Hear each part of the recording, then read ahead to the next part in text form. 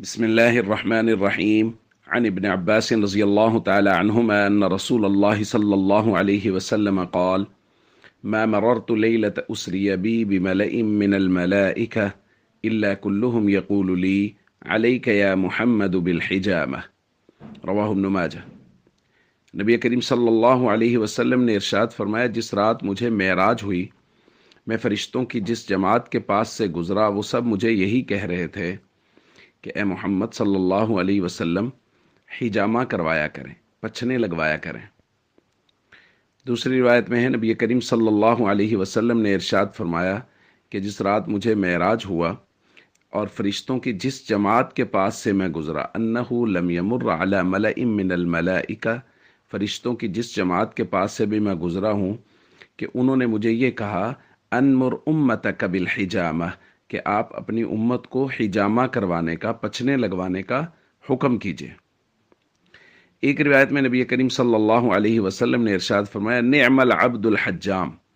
حجامہ کرنے والا غلام بہت ہی اچھا ہے، یذہب الدم، کہ وہ فاسد خون کو نکال لیتا ہے، ویخف الصلب، اور وہ کمر کو، جسم کو ہلکا پھلکا کر دیتا ہے، ویجلو عن البصر، اور وہ نظر کو تیز کرتا ہے، بینائی کو تیز کرتا ہے۔ دوستو، معراج کی رات نبی کریم صلی اللہ علیہ وسلم کو فرشتوں کی طرف سے یہ مشورہ دیا گیا کہ آپ خود بھی حجامہ کروائیں اور اپنی امت کو بھی حجامے کا حکم دیں۔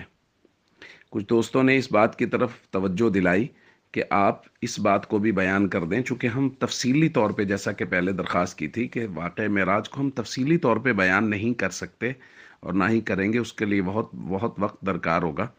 تو ہم اس کو اجمال کے ساتھ پڑھ رہے تھے۔ تو یہ بات اس کے میں شامل کر لیجئے کہ حجامہ کرنے کے لیے نبی کریم صلی اللہ علیہ وسلم کو باقاعدہ فرشتوں نے کہا، اور یہ بھی کہا کہ آپ اپنی امت کو بھی اس کا حکم دیں۔ اور دیگر روایات میں نبی کریم صلی اللہ علیہ وسلم نے حجامہ کے متعلق تفصیلات بیان فرمائی ہیں کہ یہ ایک بہترین طریقہ علاج ہے، نبی کریم صلی اللہ علیہ وسلم نے فرمایا، اور یہ سنت علاج ہے۔ نبی کریم صلی اللہ علیہ وسلم حجامہ کروایا کرتے تھے۔ آج کل الحمدللہ ہمارے ہاں حجامہ عام ہو رہا ہے، لوگ حجامہ کروا رہے ہیں،